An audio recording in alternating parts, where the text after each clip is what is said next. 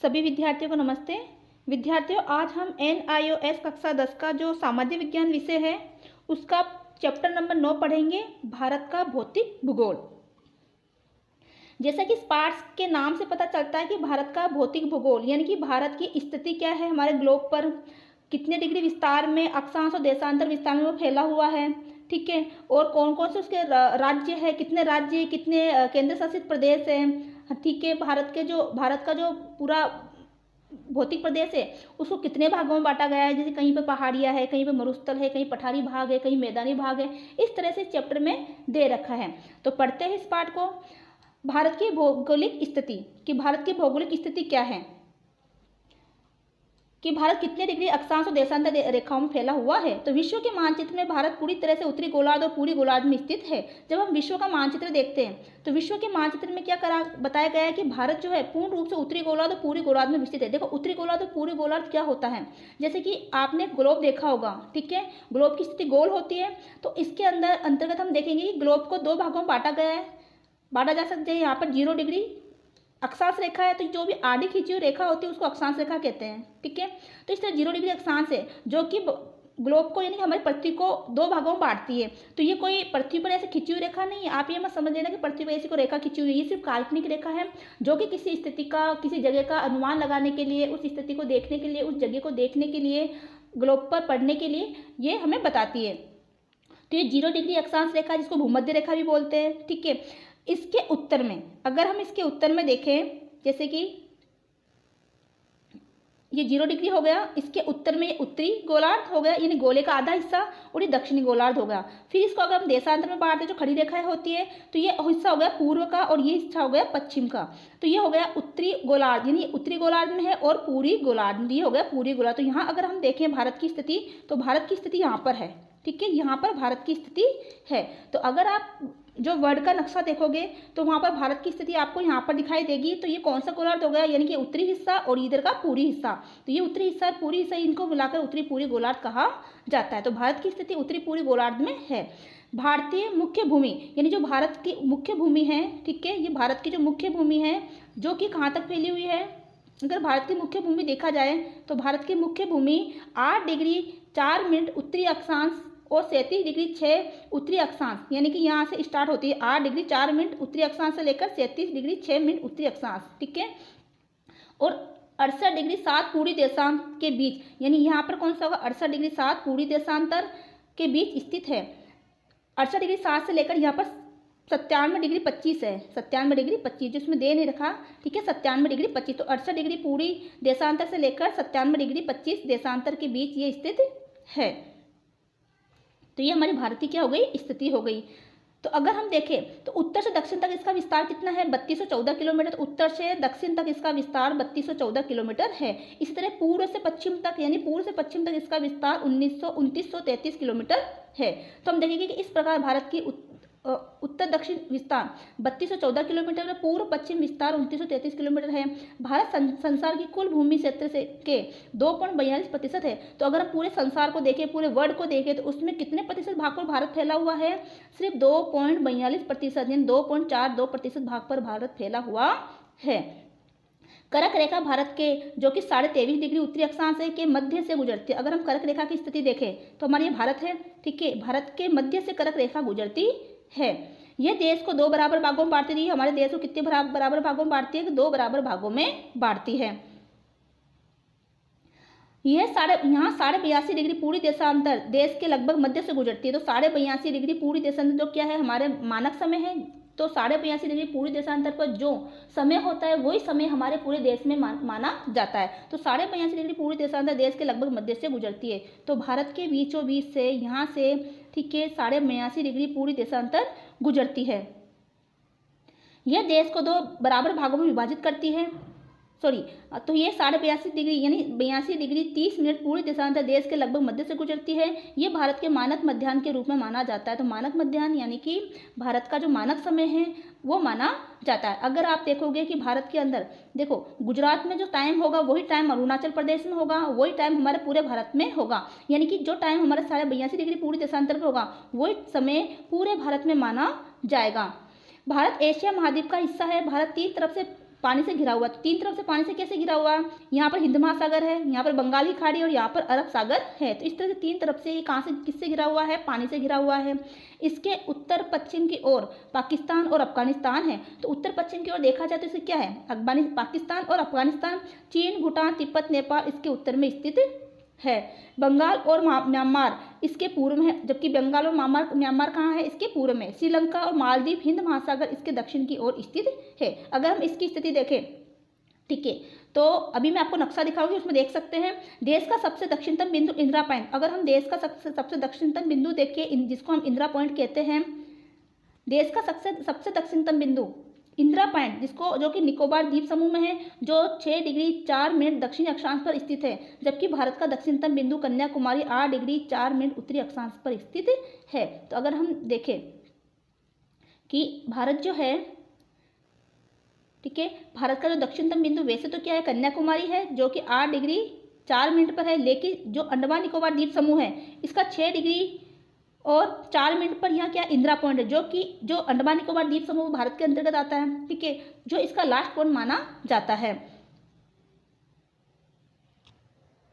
तो देखो, अगर भारत की स्थिति को हम नक्शे में देखें तो इस तरह से दिखाई देगा कि इस नक्शे के अंदर आप देख रहे हो कि भारत की स्थिति किस तरह से है कि ये देखो, भारत की स्थिति यहाँ से 8 डिग्री 4 ये लिखा हुआ है, 8 डिग्री 4 मिनट से लेकर 37 डिग्री 6 मिनट उत्तरी अक्षांश तक फैला हुआ है, ठीक है। ये जो भी आड़ी खींची हुई रेखा है अक्षांश रेखा है, खड़ी है जो देशांतर रेखाएं है, तो ये खींचा हुआ है। उसके बाद में अक्षांश के अंतर्गत ये 68 डिग्री 7 से लेकर 97 डिग्री 25 पूरी देशांतर के मध्य ये फैला हुआ है। अब देखते हैं इसके उत्तर से दक्षिण तक का विस्तार और पूर्व से पश्चिम तक का विस्तार। तो पूर्व से और पश्चिम तक का विस्तार कितना है? 2933 किलोमीटर है। और उत्तर से दक्षिण तक का विस्तार इसका 3214 किलोमीटर है। अब 82.5 डिग्री कहाँ पर है? ये देखो, 82.5 डिग्री जो है वो भारत के लगभग मध्य से गुजरती है, जिसको भारत का मानक समय माना गया है। और भारत के पड़ोसी राज्य देखो, ये पाकिस्तान रहा, इधर अफगानिस्तान आएगा, ठीक है, ऊपर की तरफ ये है चीन है, नेपाल है, भूटान है, बांग्लादेश है, म्यांमार है, ठीक है, ये भारत के पड़ोसी देश है। इसके अलावा जो भारत है, भारत के यहाँ पर बंगाली खाड़ी है, ये अरब सागर है और ये हिंद महासागर है नीचे। तो ये तीनों तरफ से किससे घिरा हुआ है? समुद्र से घिरा हुआ है, महासागर से घिरा हुआ है, ठीक है। तो ये तीनों ओर से जो है सागर से घिरा हुआ है। ये लक्षद्वीप है और ये अंडमान निकोबार द्वीप समूह। तो अभी अपन ने देखा अंडमान निकोबार द्वीप समूह। तो अंडमान निकोबार द्वीप समूह का जो अंतिम बिंदु था इंदिरा पॉइंट, वो कहाँ पर है? 6 डिग्री 45 मिनट, 6 डिग्री 45 मिनट। तो ये 6 डिग्री 45 मिनट जो लास्ट के अंदर दे रखा है, 6 डिग्री 45 मिनट जो है यहाँ पर है। तो ये 6 डिग्री 45 मिनट के अंतर्गत ये दे रखा है। 6 डिग्री 45 मिनट जो अंतिम में आएगा वहाँ पर भारत का अंतिम बिंदु है, जो कि अंडमान निकोबार द्वीप समूह के अंतर्गत आता है। तो ये हो गई हमारे भारत का जो नक्शा, जिसको मैंने आपको बताया है, जो अपन ने अभी पढ़ा है।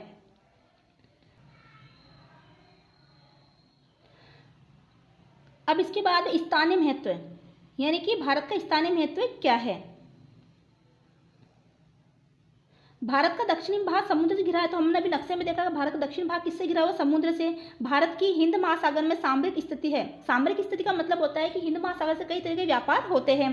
भारत दक्षिण एशिया में जनसंख्या और क्षेत्रफल की दृष्टि से सबसे बड़ा देश है। तो एशिया महाद्वीप में देखा जाए तो भारत जनसंख्या और क्षेत्रफल की दृष्टि से सबसे बड़ा देश है। ये यूरोप और अफ्रीका, दक्षिण पूर्व एशिया, पूर्वी एशिया के दूरस्थ क्षेत्रों और ओशिनिया के बीच समुद्री मार्गों पर नियंत्रण करता है। यही कारण है कि भारत के व्यापारिक संबंध प्राचीन काल से अनेक देशों के साथ अच्छे रहे हैं। भारत समुद्र और भूमि से अच्छी तरह से जुड़ा हुआ है। तो भारत क्या है? क्योंकि हमने देखा तीनों तरफ भारत की क्या है, तीनों तरफ भी क्या है? समुद्र है, ठीक है, सागर, महासागर, हिंद महासागर, बंगाली खाड़ी, अरब महासागर, ठीक है। तो ये तीनों तरफ से पानी से घिरा हुआ है, जिसके कारण यहाँ से अनेक तरह के जो है व्यापार है वो समुद्री मार्ग से होते हैं। मुख्य व्यापार भारत तिब्बत के बीच है। दार्जिलिंग के निकट कलिम्पोंग, जालपा, लादरे के माध्यम से लहासा तिब्बत से जुड़ा हुआ है। अब है भारत के राज्य और संघीय राज्य। अब भारत के कितने राज्य और कितने संघीय क्षेत्र यानी केंद्र शासित प्रदेश है, वो हम देखेंगे कि क्षेत्रफल के अनुसार भारत संसार का 7वां बड़ा देश। अब यहीं से आप क्वेश्चन बनता है कि क्षेत्रफल के अनुसार भारत विश्व का कौन सा देश है? 7वां बड़ा देश। और कितने प्रतिशत क्षेत्रफल में फैला हुआ है? तो 2.42% क्षेत्रफल में फैला हुआ है। अक्षांशीय विस्तार कितना है? तो अभी हमने देखा, ठीक है, अक्षांशीय विस्तार के बारे में पढ़ा। 8 डिग्री 4 मिनट से लेकर उत्तरी अक्षांश से लेकर 36 डिग्री 7। तो इस तरह से आपको ध्यान रखना है। अब देखो इसकी स्थलीय सीमा की लंबाई 15,200 किलोमीटर है और 61,100 किलोमीटर तटीय रेखा है। तो स्थलीय सीमा की लंबाई कितनी है? 15,200, जिसमें 6100 किलोमीटर लंबी तट रेखा है। तट रेखा यानी कि जो किनारे वाली रेखा है वो कहलाएगी तट रेखा। भारत का कुल क्षेत्रफल 32.8 लाख वर्ग किलोमीटर है। अच्छे शासन के लिए भारत को 29 राज्यों 7 केंद्र शासित संघ राज्यों में विभाजित किया गया है। तो अब आपको यहाँ से चेंज करना है। अब 29 राज्य न होकर कितने हो गए? अब 28 राज्य रह गए हैं, क्योंकि जम्मू कश्मीर जो है उसको केंद्र शासित प्रदेश बना दिया गया है। तो जम्मू कश्मीर जो है उसके 2 भागों यानी लद्दाख और जम्मू कश्मीर, ठीक है। तो ये 28 राज्य और 8 केंद्र शासित प्रदेश हो गए। तो यहाँ पर कितने हो जाएंगे? 28 राज्य और 8 केंद्र शासित प्रदेश में बांटा गया है, ये विभाजित किया गया है। भारत के भौतिक विभाग, अब हम देखेंगे कि भारत के भौतिक विभाग कितने है। तो भारत के भौतिक विभाग को कितने भागों में बांटा गया है कि भारत में जो अगर हम पूरे भारत की स्थिति देखें तो सिर्फ कौन कौन से उसको भागों में बांटा गया है, जहाँ कहीं पर हम पहाड़ देखते हैं, कहीं पर हम मरुस्थलीय इलाका देखते हैं, कहीं पर हम तट रेखा देखते हैं, किनारा समुद्र का आसपास किनारा है, कहीं पठारी भाग है, ठीक है, कहीं मैदानी भाग है। तो पहला हम देखेंगे कि भारत को कितने भागों में, कितने भौतिक विभागों में बांटा गया है।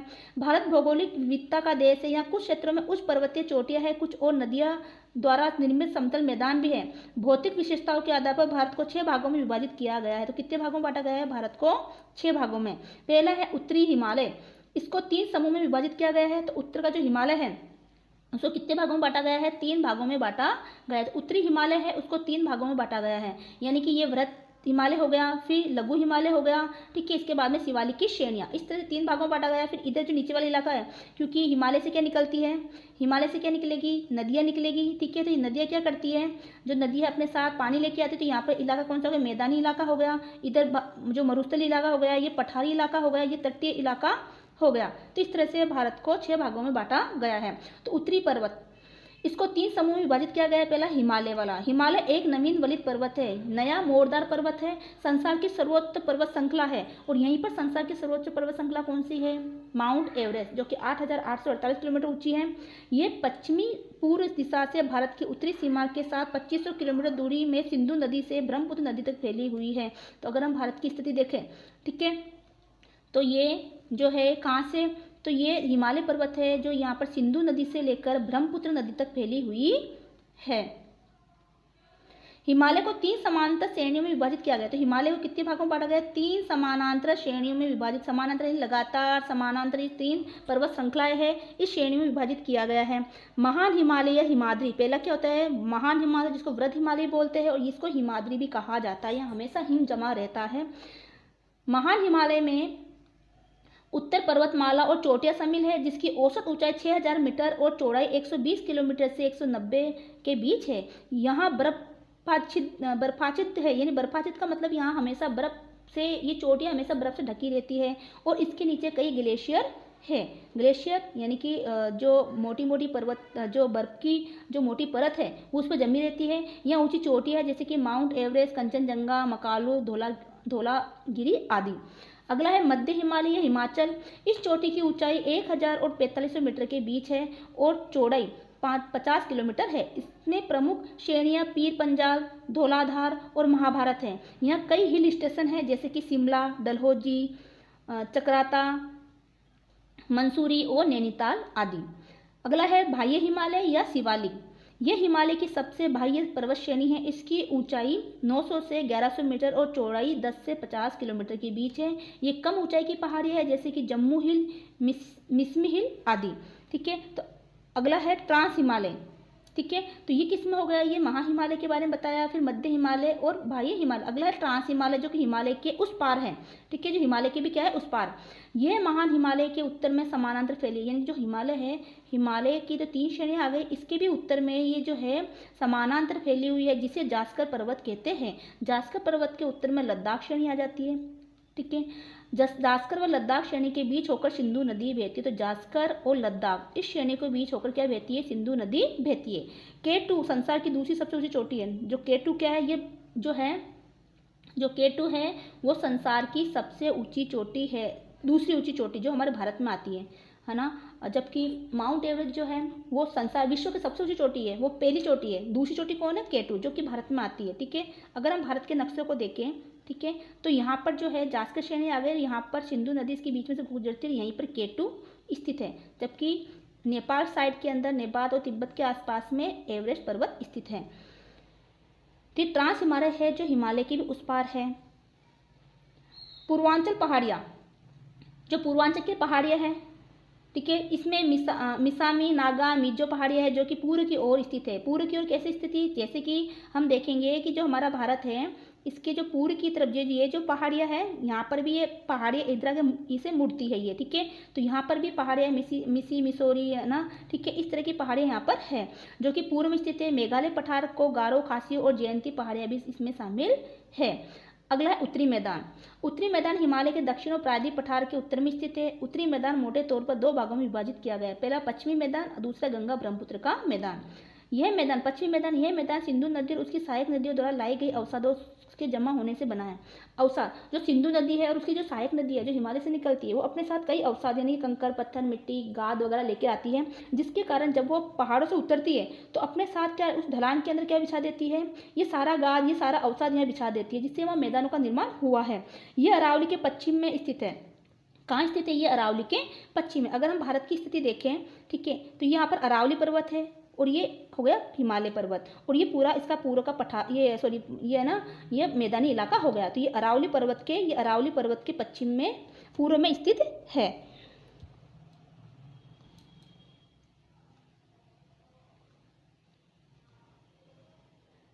यह मैदान सतलज और व्यास और रावी नदियों द्वारा लाए अवसादों के जमा होने से बना है।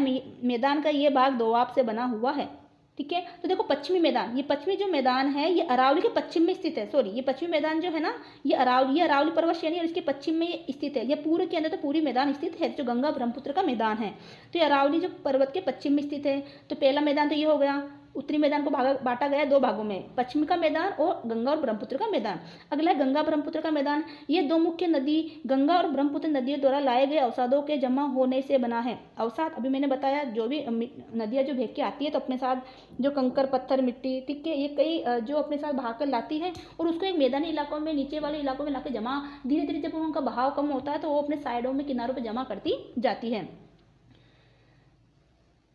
यहाँ सभी प्राचीन सभ्यता जैसे हड़प्पा और मोहनजोदड़ो भी स्थित है। तो यहाँ पर जो भी प्राचीन सभ्यता है वो नदियों के किनारे स्थित हुई। तो हड़प्पा है, मोहनजोदड़ो भी स्थित है, जिसे नदी घाटी सभ्यता भी कहते हैं। यह भूमि नदियों के जल की उपलब्धता के कारण उपजाऊ है। तो यहाँ पर खेती बाड़ी बहुत होती है, क्योंकि नदियों के जो एक तो नदियों से उनको पानी मिलता है, साथ ही नदी अपने साथ जो गाद लेके आती है, अवसाद लेके आती है, जिसके कारण हर साल जो बाढ़ भी आती है तो बाढ़ के साथ भी जो वो तलछट वगैरह जमा करती रहती है, ठीक है, नई मिट्टी जमा करती रहती है, जिसके कारण वो मिट्टी क्या होती है, बहुत ज़्यादा उपजाऊ होती है। अब देखो कुछ टर्म्स हैं, यानी कुछ शब्दावली है जो कि मैदान से जुड़ा हुआ। पहला है दोआब। दोआब क्या होता है? 2 नदियों के बीच की जलोढ़ भूमि को दोआब कहते हैं।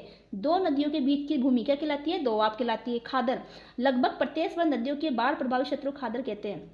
यानी कि खादर क्या होता है? जो प्रत्येक वर्ष नदियाँ जो बाढ़ प्रभावित क्षेत्र होता है, जैसे मान लो बिहार है, उत्तर प्रदेश है, यहाँ पर कई बार बाढ़ आ जाती है, ठीक है, तो वो नदी क्या करती है, जो गंगा नदी है या और भी कुछ नदियाँ वहाँ बहती है ना, यमुना नदियाँ वगैरह, तो वो बाढ़ के कारण जो पानी है वो इलाकों में पहुँच जाता है, जो बस्ती वगैरह है, यहाँ पर जहाँ खुला इलाका है वहाँ तक बाढ़ का पानी पहुँचता है, ठीक है, और फिर धीरे धीरे बाढ़ कम हो जाती है, पानी का स्तर फिर कम होता है, तो जो मिट्टी वहाँ पर जमती है, ठीक है, तो वो क्या हो गया, जो नई हर वर्ष नई बाढ़ प्रभावित क्षेत्र, हर वर्ष नया पानी जो मिट्टी जमा होती रहती है, इसलिए वो क्षेत्र खादर कहलाता है, जो कि बहुत उपजाऊ होता है। अगला है बांगर। नदियों के बाढ़ क्षेत्र में उचित स्थित उच्च भूमि को कहते हैं। जो नदियों वाला जो बाढ़ क्षेत्र है वहाँ पर हर साल अभी पानी नहीं जमा हो रहा, हर साल बाढ़ नहीं आ रही, वो बहुत पुराना जो बाढ़ प्रभावित क्षेत्र था उसको क्या कहते हैं? बांगर कहते हैं। अगला है प्रायद्वीपीय पठार। तो देखो प्रायद्वीपीय पठार, एक बार मैं आपको इसका नक्शा दिखाती हूँ, उसके अंतर्गत आपको अच्छे से समझ में आएगा।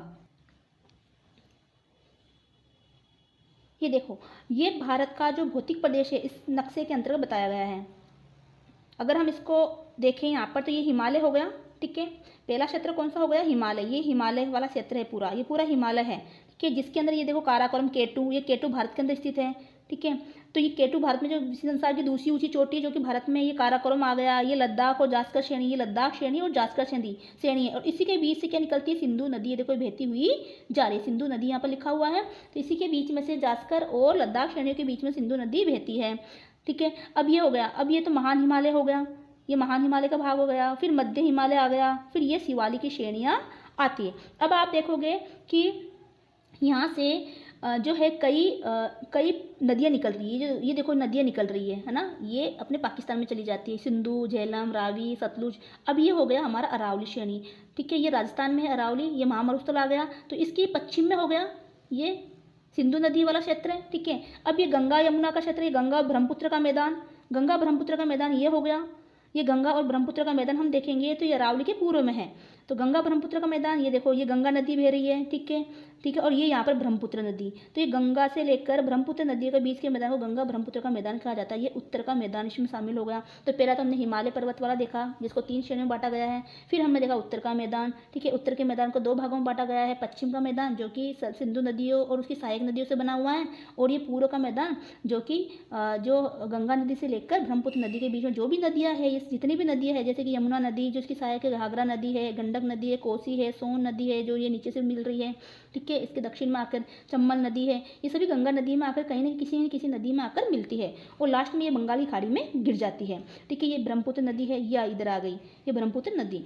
तो ये सारी नदियाँ जो है ये ब्रह्मपुत्र, ये जो उत्तर का मैदान का निर्माण करती हैं, है ना। तो ये आपको समझ में आएगा। और ये पूर्वांचल की पहाड़ियाँ हो गई, ये गारो खासी जयंती पहाड़ियाँ हो गई, ठीक है, ये पहाड़ियाँ इस तरह आ गई इसमें। अगला देखेंगे हम, अब ये भारतीय महामरुस्थल, तो ये भारतीय महामरुस्थल ये भी अपने भारत का एक भौतिक प्रदेश है, हम इसमें पढ़ेंगे महामरुस्थल के बारे में। और ये हमारे जो है भारत का पठारी इलाका, ठीक है, ये भारत का पूरा पठारी इलाका हो गया।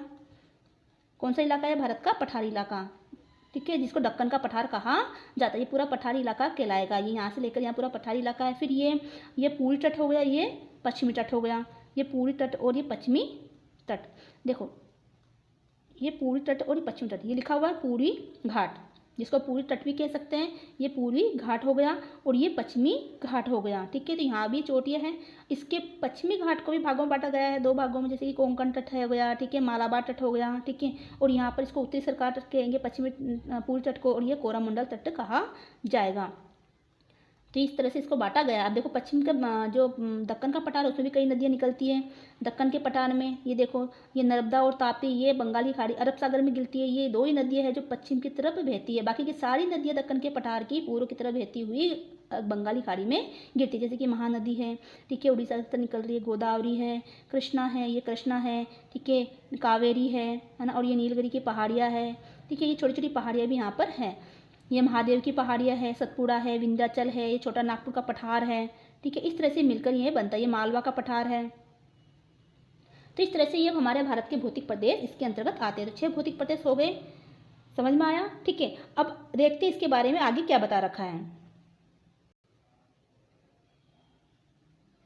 अब प्रायद्वीपीय भारत के बारे में पढ़ेंगे, जो कि प्रायद्वीपीय पठार है, प्रायद्वीपीय पठार के बारे में पढ़ेंगे, जो भी मैंने आपको नक्शे में बताया, ठीक है, जो कि भारत के दक्षिण के अंदर इस तरह त्रिभुजाकार में फैला हुआ है। इस प्राचीन भूभाग को गोंडवाना लैंड भी कहा जाता है। तो यहाँ से क्वेश्चन बनता है कि इस प्राचीन भूभाग को क्या कहा जाता है? गोंडवाना लैंड भी कहा जाता है। यह लगभग 5 लाख वर्ग किलोमीटर में फैला हुआ है। ये गुजरात, महाराष्ट्र, बिहार, कर्नाटक और आंध्र प्रदेश राज्यों में फैला है। नर्मदा नदी प्रायद्वीपीय पठार को 2 भागों में बांटती है, मध्य उच्च भूमि और दक्कन का पठार। इसमें मध्य उच्च भूमि, इसका विस्तार नर्मदा नदी से उत्तरी मैदान के मध्य है। अरावली एक महत्वपूर्ण पर्वत है जो कि गुजरात से राजस्थान होते हुए दिल्ली तक फैली हुई है। अरावली पहाड़ियों की सबसे ऊंची चोटी माउंट आबू के पास गुरु शिखर जो 1727 मीटर है। मालवा का पठार व छोटा नागपुर का पठार मध्य उच्च भूमि के हिस्से है। तो अभी हमने देखा मालवा का पठार और जो छोटा नागपुर का पठार मैंने नक्शे में दिखाया था, दोबारा नक्शे को स्किप करके देख सकते हो, ठीक है, ये उच्च भूमि के ही हिस्से है। अगला है दक्कन का पठार। दक्कन का पठार में काली मिट्टी क्षेत्र को दक्कन ट्रैप के रूप में जाना जाता है। जो भी काली मिट्टी का क्षेत्र है दक्कन के पठार में, उसको दक्कन ट्रैप के रूप में जाना जाता है। ये ज्वालामुखी विस्फोट के कारण बना है। ये मिट्टी कपास और गन्ने की खेती के लिए अच्छी मानी जाती है। तो काली मिट्टी में कपास है, गन्ने की खेती बहुत अच्छी होती है। मोटे तौर पर दक्कन पठार को 2 भागों में विभाजित किया जाता है। कौन सा? पश्चिमी तट और पूर्वी घाट, पश्चिमी घाट और पूर्वी घाट, इसको तट भी बोल सकते हैं। तो जैसे कि भारत है, भारत का जो हमने अभी देखा, ये तो पूर्वी घाट हो गया और ये पश्चिमी घाट हो गया। तो इस तरह से दक्कन के पठार को 2 भागों में बांटा जाता है। देखते पश्चिमी घाट यह समुद्र के पश्चिमी किनारे पर स्थित है। तो पश्चिमी घाट कहाँ पर स्थित है? इसको समुद्र का पश्चिमी किनारा भी कह सकते हैं। ये पश्चिमी तट के समानांतर लगभग 1600 किलोमीटर लंबा है। पश्चिमी घाट की औसत ऊंचाई 1000 मीटर है। गोदावरी, भीमा और कृष्णा नदियों द्वारा प्रवाह पूर्व की ओर है, जबकि ताप्ती और नदी पश्चिम की ओर बहती है। ताप्ती और नर्मदा कहाँ बहती है? ये पश्चिम की ओर बहती है। तो मैंने अभी ताप्ती और नर्मदा के बारे में बताया था कि ये पश्चिम की ओर बहती है, बाकी सारी नदियाँ पूर्व की ओर यानी बंगाली खाड़ी में गिरती हैं। प्रसिद्ध जलप्रपात शरावती नदी पर जोग प्रपात और कावेरी नदी पर शिव सुंदरम है। पूरी घाट का विस्तार लगभग लगातार नहीं, तो पूरी घाट है उसका विस्तार लगातार नहीं, यानी कि बीच में कटी पटी है पहाड़ियाँ। इसकी औसत ऊंचाई 600 मीटर है। यह महानदी घाटी के दक्षिण से पूर्व तट के साथ नीलगिरी पहाड़ी तक है। इस क्षेत्र में सबसे ऊंची चोटी महेंद्रगिरी है। यह महानदी गोदावरी, कृष्णा और कावेरी नदी यंत्रों द्वारा अप्रवाहित है। अगला है भारतीय रेगिस्तान, जो कि महामरुस्थल के नाम से जाना जाता है। ठीक है, अभी मैंने आपको नक्शे में बताया था, इधर भारतीय जो राजस्थान में पड़ता है महामरुस्थल के नाम से जाना जाता है, जिसका कुछ हिस्सा पाकिस्तान में भी है। भारतीय रेगिस्तान अरावली की पहाड़ियों के पश्चिम किनारे की ओर स्थित है। इसे मरुस्थल भी कहा जाता है। यह संसार में 9वां सबसे बड़ा रेगिस्तान है। यहाँ आर्द्र शुष्क मौसम रहता है। यहाँ प्रतिवर्ष 150 मिमी से भी कम वर्षा होती है, यानी यहाँ वर्षा ना के बराबर होती है, बहुत कम यहाँ पर वर्षा होती है। तभी तो वहाँ रेगिस्तान यानी रेत के टीले, सिर्फ रेत ही रेत दिखाई देगी। यहाँ पर कांटेदार झाड़ियाँ वनस्पति के रूप में पाई जाती है। जो भी झाड़ियाँ कुछ पेड़ पौधे पाए जाते हैं वो कांटेदार है ना, कांटेदार झाड़ियों के रूप में पाए जाते हैं। लूनी नदी क्षेत्र में मुख्य नदी है। इसकी सभी धाराएं वर्षा के समय में ही दिखाई देती है। जो लूनी नदी है वो भी कब दिखाई देती है? वर्षा के समय दिखाई देती है, अन्यथा रेत में गायब हो जाती है। सिर्फ रेत के क्या टीले हैं यहाँ पर। अगला है तटीय मैदान, जो समुद्र के आसपास वाला मैदान है वो तटीय मैदान के अंतर्गत आता है।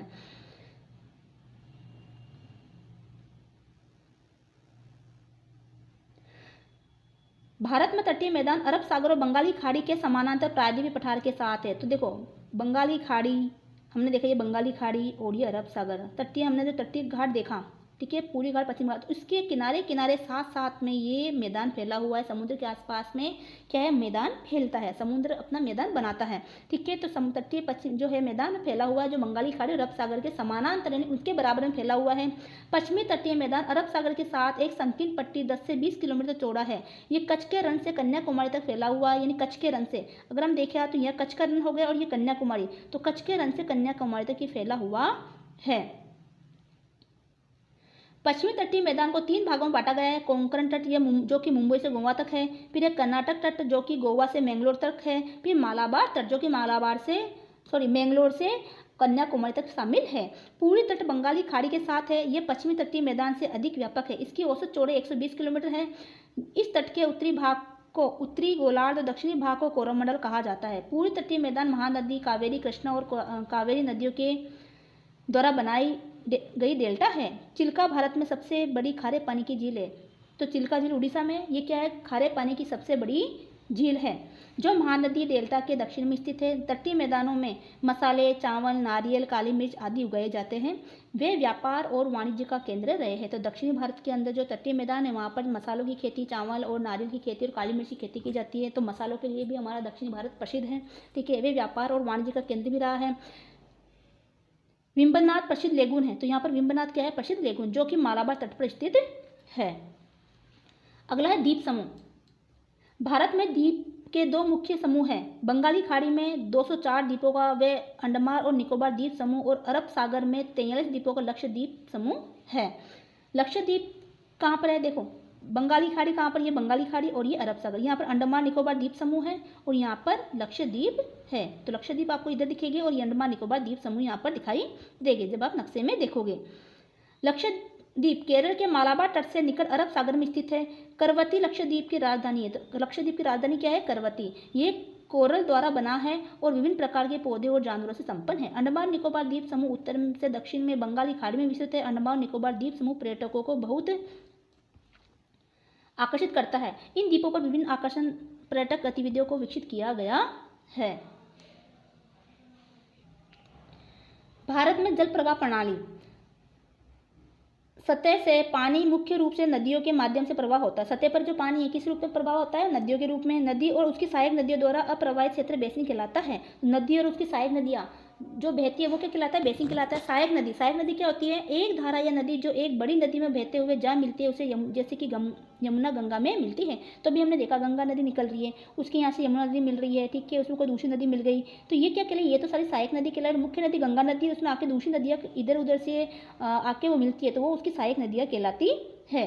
डेल्टा नदी के निचले हिस्से में मुहावने पर छोटे रेत जमा होने से एक त्रिकोणीय आकार की भूमि विकसित होती है उसे डेल्टा कहते हैं, जैसे कि गंगा का डेल्टा। उत्पत्ति के आधार पर जल प्रवाह को दो भागों में विभाजित किया जा सकता है। तो जल प्रवाह को कितने भागों में बांटा? दो भागों में बांटा है। पहला है हिमालय जल प्रवाह प्रणाली। तो हिमालय जल प्रवाह प्रणाली जो कि हिमालय नदियों से, हिमालय की जो पहाड़ियाँ है उससे जो नदियाँ निकलती हैं वो है। हिमालय नदियाँ अधिकांश से बारहमासी है, बारहमासी यानी कि पूरे साल भर बहती रहती है। क्यों बहती रहती है? क्योंकि वो ग्लेशियर से निकलती है। हम हिमालय में हमेशा बर्फ जमा रहता है, जैसे जैसे बर्फ पिघलता रहता है और वो नदियाँ हमेशा बहती रहती है। इसका तात्पर्य ये है कि इसमें वर्ष भर पानी होता है, क्योंकि नदियाँ अधिकतर हिमनद और बर्फ चोटियों से उत्पन्न होती है। इस श्रेणी में मुख्य नदियाँ निम्नलिखित है। ए है सिंधु नदी प्रवाह प्रणाली, जिसमें झेलम है या झेलम है, रावी है, व्यास या सतलज। झेलम, रावी, व्यास और सतलज। गंगा नदी प्रणाली, यमुना, रामगंगा, गागर, गोमती, गंडक और कोसी। ब्रह्मपुत्र नदी प्रणाली, दिबांग, लोहित, तीस्ता, मेघना आदि। प्रायद्वीपीय जल प्रवाह प्रणाली जो कि दक्षिण भारत में, ये सारी उत्तरी भारत की नदियां हैं, ठीक है। ये कहाँ की नदी है? उत्तरी भारत की जो हिमालय से निकलती है। दक्षिण भारत की जो प्रायद्वीपीय पठार की नदियां है, जैसे कृष्णा, कावेरी, गोदावरी, नर्मदा, ताप्ती, ठीक है, ये दक्षिण भारत की नदियों के अंतर्गत आएगी, जो हम अब देखेंगे। प्रायद्वीपीय जल प्रवाह प्रणाली, अधिकांश प्रायद्वीपीय नदियां पूर्व की ओर बहती हुई बंगाल की खाड़ी में प्रवेश करती है। केवल नर्मदा नदी और ताप्ती नदियां पश्चिम की ओर प्रवाहित होती है। मैंने अभी नक्शे में बताया था, सिर्फ नर्मदा और ताप्ती है वो पश्चिम की तरफ बहती है, ठीक है। नर्मदा ताप्ती की तरफ बहेगी पश्चिम की तरफ, और बाकी की सारी नदियां पूर्व की तरफ प्रवाहित होती है। ये पन बिजली पैदा करने के लिए उपयुक्त है, क्योंकि ये नदियाँ जल प्रपात एवं क्षिप्रिका बनाती है, यानी कि ऊंचाई से गिरती हैं। महानदी, गोदावरी, कृष्णा और कावेरी मुख्य प्रायद्वीपीय नदियाँ हैं।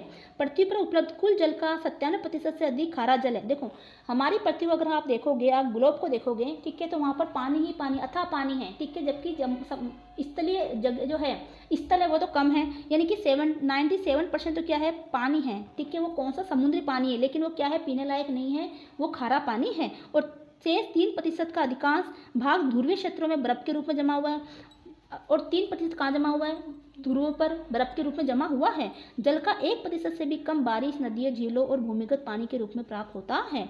मीठे ताज़ा पानी का यह छोटा भाग विश्व की पूरी आबादी की जरूरतों को पूरा करने के लिए है। अतः ताज़ा पानी एक बहुमूल्य संसाधन है और नदियों और झीलों को बढ़ते प्रदूषण के कारण एक चेतावनी हमारे समक्ष है। क्या चेतावनी? की 1% पानी हमारे पास पीने लायक है, जो कि आज के अगर पूरे विश्व के संदर्भ में देखा तो एक बूंद के बराबर है, जो सिर्फ हमें नदियों के रूप में, ठीक है, जो बरसात के रूप में, नदियों के रूप में, भूमि के जल के रूप में हमें प्राप्त होता है। बाकी तो समुद्र है, पानी तो अच्छा है, लेकिन वो पीने लायक नहीं है, सिर्फ खारा पानी है। नदियों को हमारे जीवन में महत्वपूर्ण स्थान है। कई शहर पवित्र नदियों के किनारे हैं। इसके बावजूद यहाँ पर्यावरण को गैर जिम्मेदार और पर्यावरण विनाशक गतिविधियों के साथ प्रदूषित किया जाता है। देखो नदियाँ हमारे लिए बहुत पवित्र ही मानी जाती है और इससे हमें पीने के लिए पानी भी मिलता है, लेकिन जो लोग हैं आज अपने स्वार्थ के कारण पर्यावरण को प्रदूषित करने के जिम्मेदार हैं, ठीक है, वो उसको ऐसी गतिविधि कर रहे हैं कि वो नदियाँ प्रदूषित हो रही है। भारतीय नदियों में लगभग 70% मल निकास से प्रदूषित होता है। यद्यपि पानी के मुद्दों को भारत में प्रांतीय सरकारों द्वारा आवंटित किया जाता है।